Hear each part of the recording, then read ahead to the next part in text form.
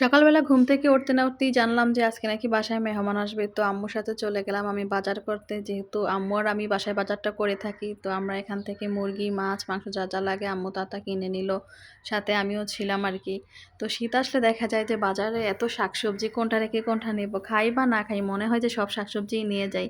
তো আমার আম্মুর যা প্রয়োজন ছিল আম্মু সেগুলো নিয়ে নিল। আর এখানে শাকও নিয়ে নিয়েছিল আর আমাদের কিছু ফলের দরকার ছিল সেগুলো আম্মু নিয়ে নিল। তো বাসায় আসার পর আবার আম্মুকে আমার হেল্প করতে হতো যেহেতু আম্মু একা এত কাজ করতে পারবে না। তো আম্মুকে কাজে সাহায্য করে দিলাম। তারপর আমার আবার একটা পার্সেল আসার ছিল, পার্সেলটা আনবক্সিং করে দেখলাম। পার্সেল আসলে আমি অনেক বেশি এক্সাইটেড থাকি যে সব কিছু ঠিক মতন আছে কিনা। তো আলহামদুলিল্লাহ আমার কুর্তিগুলো পুরো পারফেক্ট ছিল। তো এরপর আমার মামিকে নিয়ে বের হওয়ার কথা ছিল। তো আমরা চলে গেলাম হসপিটালের উদ্দেশ্যে।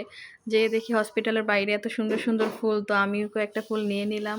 তো হসপিটালের ভিতরে যেয়ে দেখি আমরা অনেক লেট করে ফেলেছি কারণ আমরা আবার জ্যামে পড়েছিলাম। তো আমাদের 4 নাম্বার সিরিয়াল থেকে 7 নাম্বারে চলে গেছে। তো আমরা কিছুক্ষণ অপেক্ষা করার পর মামি ডাক্তার দেখিয়ে বের হলো। তো আমরা এখন বাসায় চলে যাব। বাসায় আসার সময় আবার দেখতেছিলাম রাস্তায় পিঠা বিক্রি হচ্ছে। তো আমরা পিঠা নিয়ে তো সেখান থেকে কিছু পিঠা বাসার জন্য নিয়ে নিলাম। আর এরপর আমার আবার টিউশন ছিল, তো আমি টিউশনে চলে গেলাম। তো এই তো ছিল আমার আজকের ব্লগ। সবাইকে অসংখ্য ধন্যবাদ। আল্লাহ হাফেজ।